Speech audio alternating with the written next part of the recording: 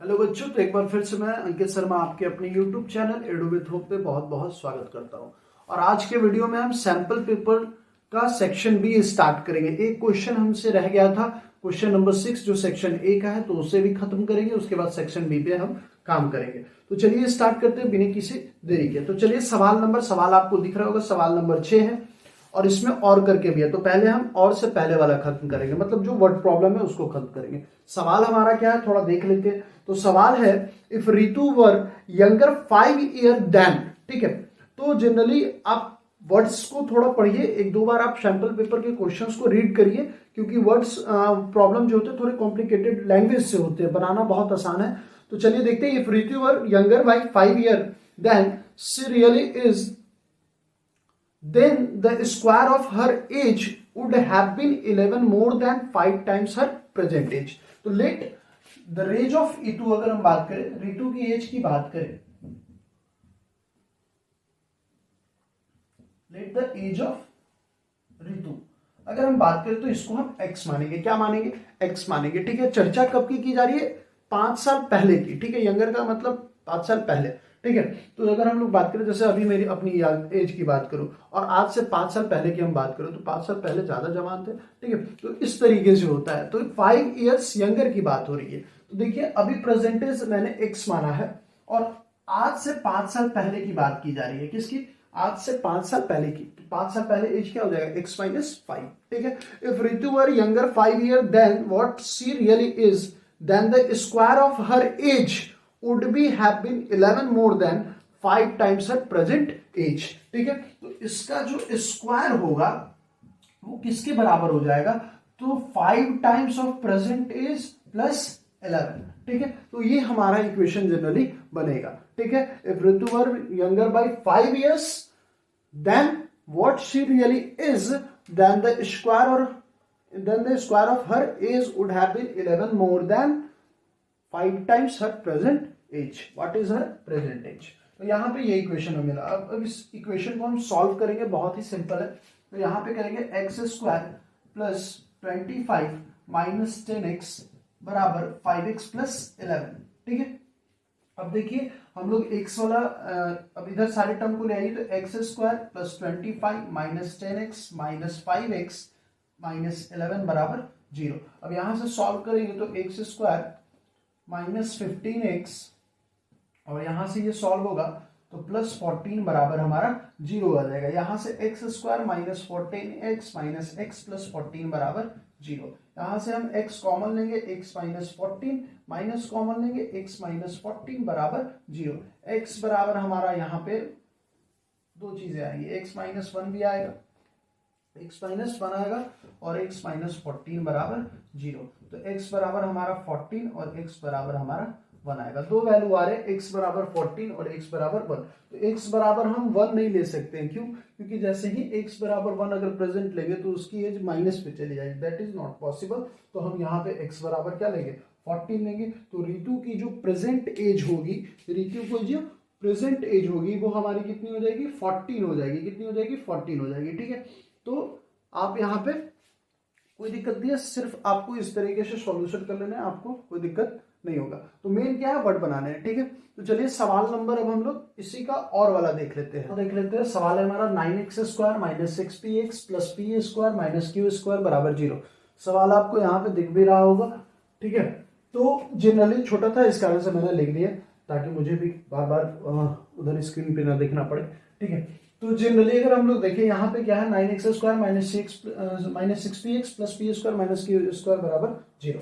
तो यहाँ पे हम लोग d निकाल देंगे। d हमारा क्या है? बी स्क्वायर माइनस 4ac बराबर क्या है? 0 है। तो b की अगर वैल्यू देखें तो b की वैल्यू कितनी है? 6p का स्क्वायर हो जाएगा माइनस 4 इंटू 9।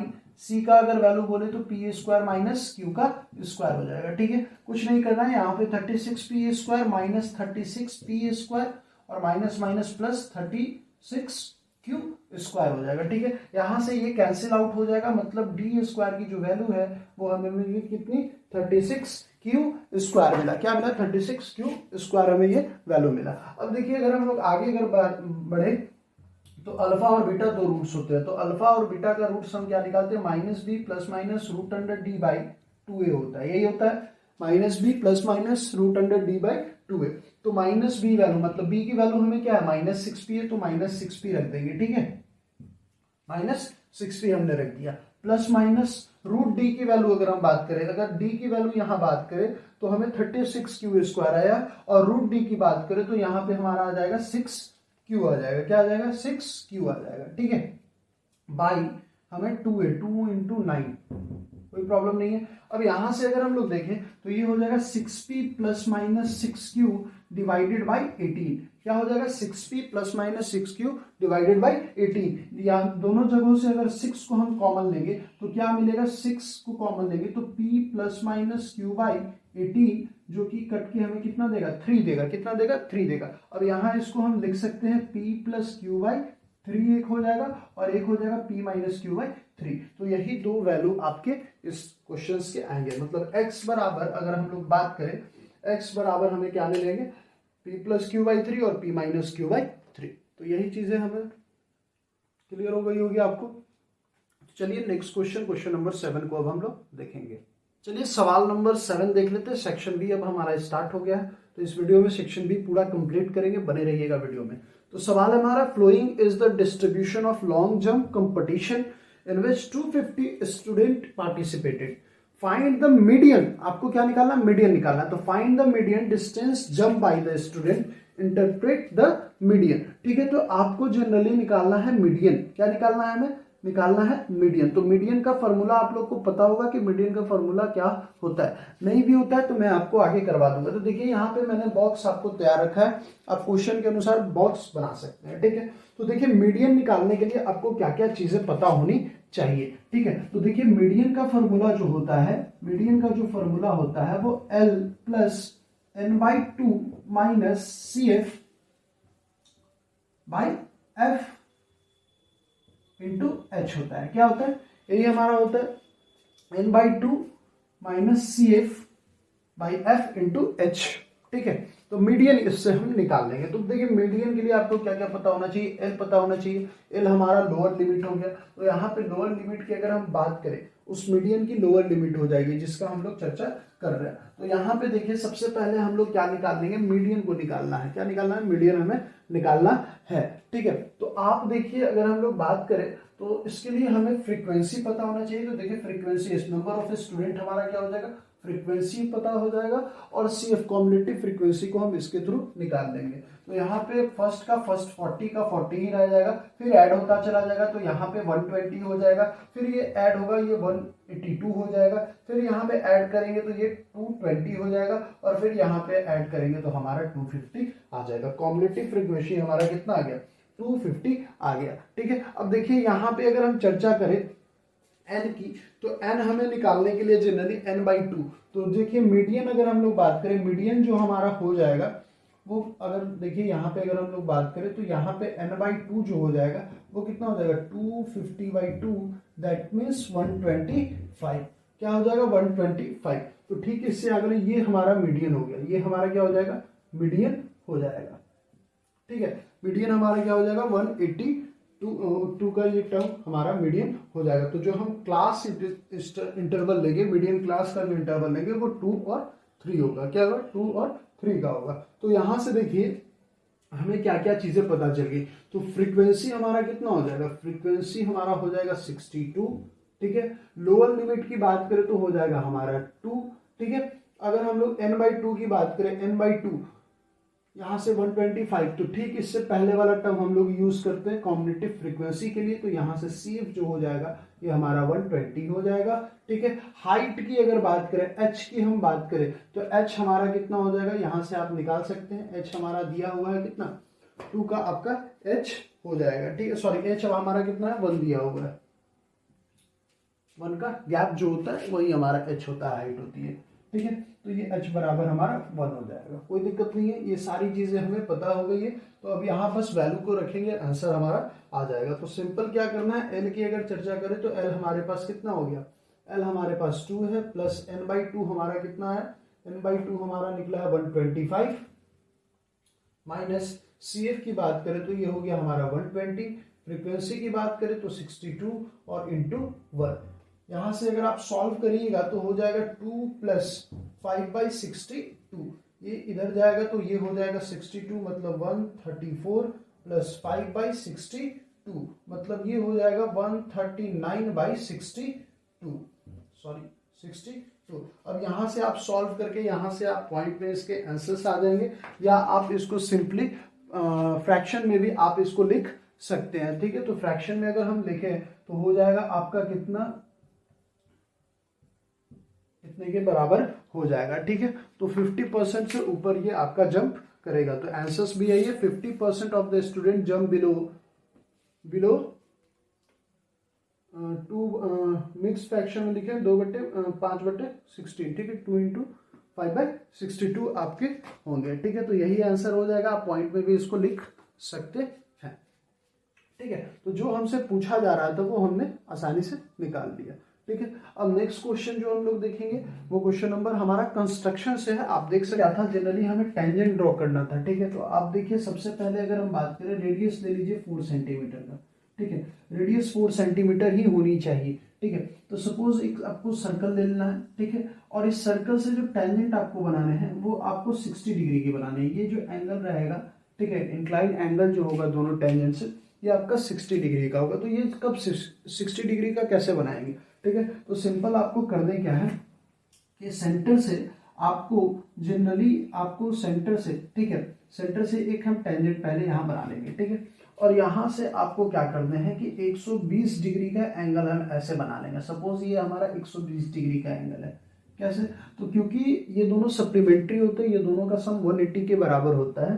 तो अगर ये 120 होगा तो यहाँ से फिर हम इसी के थ्रू एक टेंजेंट ऐसे पास करवा देंगे। ठीक है, तो अब ये हमारा जनरली क्या हो जाएगा, ये पूरा एंगल 120 का हो जाएगा। अब यहाँ से अगर हम देखें, हम यहाँ से एक टेंजेंट आपको 90 डिग्री का पास करवा देंगे और एक हम यहाँ से पास करवा देंगे, और दोनों जहाँ पे मीट करेगा वो हमारा 60 डिग्री का हो जाएगा।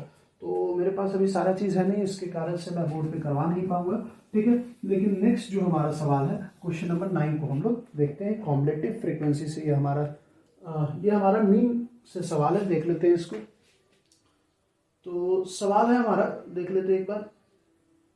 हाँ, सवाल है हमारा, the distribution given below so the run scored by the batsman in one day cricket match, find the mean number of run. हमको मीन निकालना है। क्या निकालना है? मीन निकालना है। सारा आपका स्कोर दिया हुआ है, बैट्समैन ने कितने रन बनाए हैं, आपको एक्सआई निकाल लेना, और एफआई एक्सआई से आप करके जनरली आप मीन निकाल लीजिएगा। तो मीन का फॉर्मूला जो होता है वो sigma FI XI by FI होता है। ठीक है, तो ये हमें चाहिए। तो हमें एफआई एक्सआई का सम चाहिए, और यहाँ पे भी सिग्मा लगा देता हूँ। तो यहाँ पे सिंपल हमको करना क्या होगा कि यहाँ पे एक्सआई निकालना है। तो एक्सआई निकालने के लिए हमें क्या होगा, ये दोनों का सम डिवाइडेड बाई 2।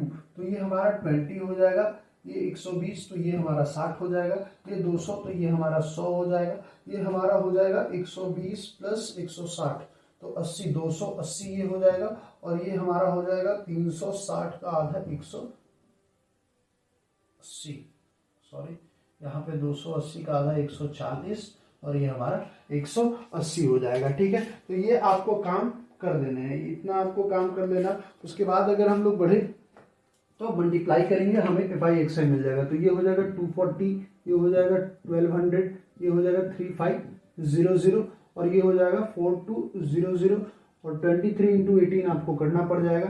तो 38, 24 की 4 हाथ बचा 2, 16, 3, 19, 2, 21 की 1 हाथ बचा 2, 4140, 4140 आपको सम करने पे ये जो टोटल सम है ये 13,280 आएंगे। कितने आएंगे? 13,280 हमें मिलेगा। अब यहाँ पे आते इसका सॉल्व कर लेते, तो 5 2 7 3 10 की 0 हाथ में 1 2 2 4 3 7 3 10 2 12 120 हमें एफआई मिल गया। ये हमारा एफआई होता है, वो हमारा एक्सआई निकल गया था। यहाँ पे अब सिंपली हम लोग इस फॉर्मूले पे बस क्या करना है, वैल्यू को पुट कर देना, आंसर्स आपको मिल जाएंगे। तो यहाँ पे देखिए जनरली 13,280 डिवाइडेड बाई कितना 120 तो 10 से 10 हमारा क्या हो जाएगा, कैंसिल आउट हो जाएगा, और 12 से अब हम लोग कर लेंगे 1328 को। तो देखिए 12 एक बार में, फिर 12 एक बार में, और यहाँ पे उतरेगा हमारा 8,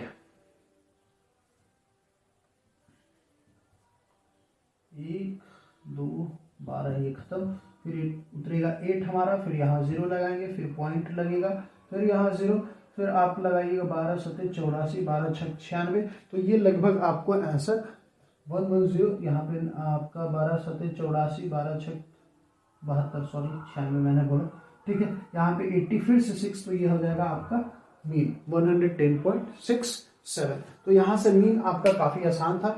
मीन जो होगा वो कितना हो जाएगा 110.67, यहाँ से मीन आपका निकल जाएगा, ठीक है। तो चलिए अब जो नेक्स्ट सवाल है हमारा लास्ट इस सेशन का, क्योंकि हम लोग सेक्शन बी हम लोग का कंप्लीट हो जाएगा। 2 सवाल हैं हाइट एंड डिस्टेंस से, इसको फटाक से खत्म कर लेते हैं। तो चलिए सवाल नंबर 10 देख लेते हैं। सवाल है हमारा, 2 vertical pole of different height are standing 20 metre away from each other on the level ground. तो 2 वर्टिकल आपके पोल्स हैं। मान लीजिए ये हमारा पुल है, ऐसे ये सवाल मैंने करवा रखा है, RS अग्रवाल का सवाल है। मैंने सारे RS अग्रवाल के सॉल्यूशंस जनरली करवाए हैं, सारे नहीं 20 तक करवाए हैं, और उसी में से ये सवाल भी है, ठीक है। तो जनरली यहां से अगर देखें 2 पोल आपका दिया हुआ है, ठीक है। मान लीजिए 2 पोल्स है, एक बड़ा एक छोटा तो जरूर होगा, और दोनों आपके एक लेवल ग्राउंड पे रखे गए हैं, और दोनों के बीच की जो दूरी है वो 20 मीटर की है। कितनी दूरी है? 20 मीटर की। Let's suppose A and B and C and D with the towers, ठीक है। 2 vertical poles of different height are standing 20 meter away from each other on the level ground. The angle of elevation of the top of the first pole from the foot of the second pole is 60 degree. मान लीजिए कि यहां से इसका जो आपका height है, ठीक है, ये जो एंगल ऑफ एलिवेशन है ये 60 डिग्री का हमने मान लिया, क्योंकि फुट से बोला गया। कहां से बोला जा रहा है? फुट से बोला जा रहा है, ठीक है। The angle of elevation of the top of the first pole from the foot of the second pole is 60 degree, and the angle of elevation of the top of the second pole from the foot of the first pole is 30 degree. मान लीजिए ये वाला जो हमारा height है ये 30 degree का है। कितनी डिग्री का दे रहा है?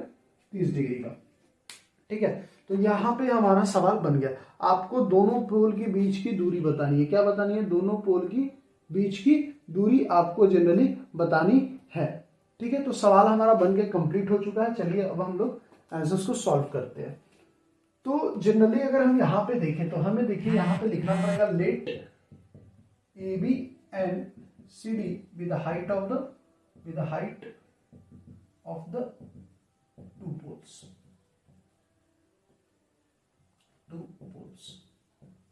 अब देखिए अलग अलग के लिए अलग अलग हम हाइट निकाल लेंगे, ठीक है। अब हमसे पूछा जो जा रहा था, हमसे जो पूछा गया है वो आपका पूछा गया difference between the height of the 2 poles.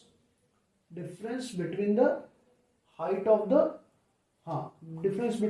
Of the 2 poles आपसे पूछा गया है। दोनों पोल्स के बीच में कितने का अंतर होगा? तो सिंपली हम लोग करेंगे क्या, यहाँ ध्यान देना है कि जनरली अगर हम देखें तो यहां तक की हाइट तो दोनों की सेम होगी, यहां तक की हाइट कितनी होगी? दोनों की सेम हो जाएगी, ठीक है। तो हम लोग करेंगे क्या कि सबसे पहले अगर हम ट्रायंगल देते हैं, इन ट्रायंगल ACD की बात करते हैं, किसकी? ACD की। तो ACD का यहाँ पे अगर हम लोग बात करें तो CD बाई AC हमारा क्या हो जाएगा? tan 30 के बराबर हो जाएगा। अब CD का हमें वैल्यू पता नहीं है, CD का वैल्यू हमें निकालना है। तो CD बाई AC हमारा 20 है, tan 30 का वैल्यू 1/√3 होता है। तो यहाँ से CD की वैल्यू 20/√3 आ जाएगी। आप रेशनलाइज इसको कर सकते हैं, रेशनलाइज करके भी वैल्यू आप आगे कैलकुलेट कर सकते हैं। दूसरा ट्रायंगल अगर हम लोग देखें, इन ट्रायंगल ACB की बात करें, AC और B की, तो यहाँ पे tan 60 बराबर क्या है? tan 60 बराबर हमें जो आ रहा है वो AB बाई AC मिलेगा। तो tan 60 की वैल्यू √3 होती है, AB बाई, अब AC क्या है? 20, तो इधर हम भेजेंगे 20√3 बराबर हमारा AB वैल्यू आ रहा है। क्या आ रहा है? AB बराबर 20√3, CD बराबर 20√3। अब डिफरेंसेस फाइंड करने के लिए, differences of the height of 2 poles के लिए क्या करना पड़ेगा? देखिए तो यहां पे हम लिख सकते हैं AB माइनस CD, क्योंकि आप देख रहे हैं AB बड़ा है, CD हमारा छोटा है। तो AB की वैल्यू कितनी आई है? 20√3 माइनस 20/√3। आप यहाँ पे सॉल्व करिएगा वैल्यू को जनरली, तो यहाँ पे आपको मिलेगा, या आप पहले से अगर रेशनलाइज इसको किए हुए रहते, ठीक है, तो रेशनलाइज करने पे वैल्यू जो आती है हमारा, लीजिए इसको हम यहीं पे रेशनलाइज कर देते हैं, √3 इंटू √3, तो यहाँ हो गया 20√3/3। अब यहाँ पे इसको हम लिख सकते हैं 20√3/3, 3। अब ध्यान दीजिए यहाँ पे काम क्या आपको करना पड़ेगा, आप यहाँ से 20√3 को कॉमन ले सकते हैं, बचेगा 1 - 1/3। यहाँ पे आप सॉल्व करिएगा, सॉल्व करने पे जो वैल्यू आपको मिलेगी वो मिलेगी 20√3 इंटू 3 - 1 2/3। ठीक है, तो यहाँ से आप सॉल्व कर लेना, आपको ये हो जाएगा 40√3/3। ओके, 40√3/3। तो देखिए सिंपल आपको करना क्या है, 40 इंटू 1.73 कर दीजिए, क्योंकि वैल्यू इतना ही हो रहा है। 4 3 12, 1 कैरी हो जाएगा 9, और आपको बच गया 269.2। डिवाइड करने पे ये आपके 3 से 23.66 मीटर आपको आ जाएंगे। तो डिफरेंसेस आपके जो होंगे वो कितने होंगे, 23.66 मीटर होंगे। सॉल्व करने पे आपको वैल्यू उतने आ जाएंगे। कितने वैल्यू आएंगे हमारे, 23.66 मीटर हमारा वैल्यू होगा। तो बस कुछ नहीं, कैलकुलेशन है जनरली, और कुछ है नहीं। चलिए एक और सवाल है और करके हमारा, तो चलिए सवाल नंबर 10 का और वाला जो सवाल है वो हम लोग अब करेंगे।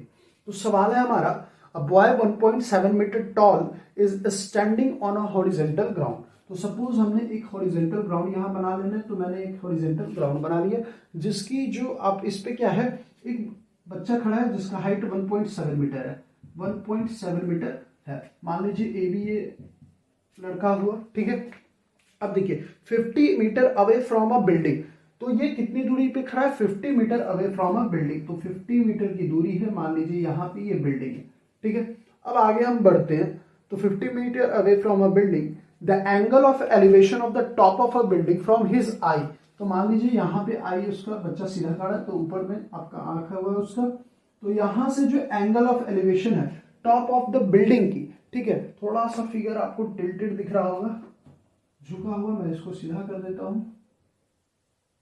कोशिश मैं करता हूं कि फिगर थोड़ा बढ़िया बने, लेकिन बन नहीं पाती।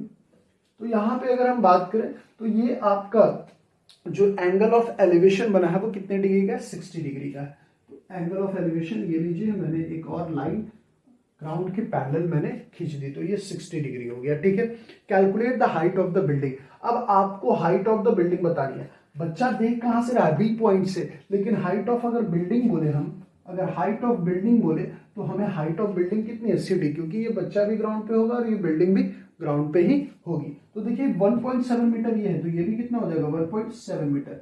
अगर इसको OC या PQ कुछ भी OC ही मान लेते हैं, कोई दिक्कत नहीं है। तो हम अगर देखें, अगर हमें एक ट्रायंगल दिख रहा है, हमें ये हाइट पता चल जाएगा, तो सम कर देंगे तो टोटल हाइट हमें टावर की बिल्डिंग की पता चल जाएगी, ठीक है। तो हमें सिंपली करना क्या होगा, let CD be the height of the building, CD be the height of the building, ठीक है। और CD बराबर हमें क्या है, CD बराबर हमें लिखना पड़ेगा OD plus OC। That means OD हमें नहीं पता है, OC हमें पता है। आगे अगर हम बढ़े तो एंगल DBO बराबर हमें 60 डिग्री गिवन है, ठीक है। तो यहां से सिंपली हम क्या करेंगे, ये अगर 50 मीटर है तो OB भी हमारा क्या हो जाएगा, 50 मीटर। तो यहां हम लिखेंगे AC बराबर OB बराबर कितना, 50 मीटर। ये चीजें क्लियर है, कोई दिक्कत नहीं है इसको समझने में। आगे हम बढ़ते हैं, तो आगे हमें क्या दिख रहा है कि एक ट्रायंगल दिख रहा है BOD या BDO, एक ट्रायंगल, राइट एंगल ट्रायंगल है BDO, ठीक है। तो यहाँ पे सिंपली हम क्या करेंगे, लिख सकते हैं OD बाई OB बराबर tan 60। क्या लिख सकते हैं, OD बाई OB बराबर tan 60। अब यहां से अगर देखें, OD हमें पता नहीं है, OD हमें फाइंड करना है, OB हमें 50 है, और tan 60 की वैल्यू होती है √3। क्या होती है, √3। तो यहां से OD की जो वैल्यू आ गई वो आ गई 50√3। अगर यहां से आप सॉल्व करना चाहते हैं तो 50 इंटू, देखिए आपको 1.73 वैल्यू लेने के लिए बोला जा रहा है, ठीक है। हाँ, यहाँ पे वैल्यू जो आपके लेने हैं 1.73 लेना है, ठीक है। तो यहां से सॉल्व करेंगे, 3 5 से 15, 1 कैरी, 7 5 से 35, 1 6, 3 कैरी 8, 86.5 मीटर यहाँ पे वैल्यू आएगा। तो हमें ये OD मिला, दैट मीन्स ये डिस्टेंस मिला। तो हमें सम करना, और यहाँ पे अगर हम देखें OD प्लस OC, तो OD कितना आया हमारा 86.5 आया, प्लस OC की वैल्यू कितनी है 1.7 है। तो हम लोग यहाँ पे सम करेंगे, 7 5 12, 1 कैरी हो जाएगा 8, 88.2 मीटर का आपका जनरली आपका क्या हो जाएगा, बिल्डिंग हो जाएगा। तो सम आपको देखिए आपकी कैलकुलेशन मैथ्स में आपका मायने रखेगा कि आप कितना फास्ट कैलकुलेशन कर रहे हैं, और कुछ चीज़ें नहीं। हाँ, थोड़ी सी बेसिक नॉलेज जो आपको क्वेश्चंस कह रहे हैं उसको समझ लें और उसको कर देना है, तो आपके सवाल आपके फटाफट होते चले जाएंगे। तो सेक्शन बी जो है यहाँ पे हमारा कंप्लीट हो गया, ठीक है। बच गया हमारा सेक्शन सी और उसके बाद केस स्टडी कुछ, ठीक है। तो सेक्शन सी को भी खत्म कर लेंगे और उसके बाद 1 से 2 दिनों में कंप्लीट आपका हो जाएगा। 1 से 2 दिन मतलब मैं 1 से 2 वीडियो में बात कर रहा हूँ, ठीक है। एक आपका सेक्शन डी का वीडियो रहेगा और एक आपका केस स्टडी का रहेगा, चैप्टर्स आपके खत्म, ठीक है। तो अगर आपको वीडियो पसंद आ रहा है तो प्लीज़ लाइक करिए हमारे चैनल को, साथ ही सब्सक्राइब करिए। वीडियो को देखने के लिए बहुत बहुत आपका धन्यवाद।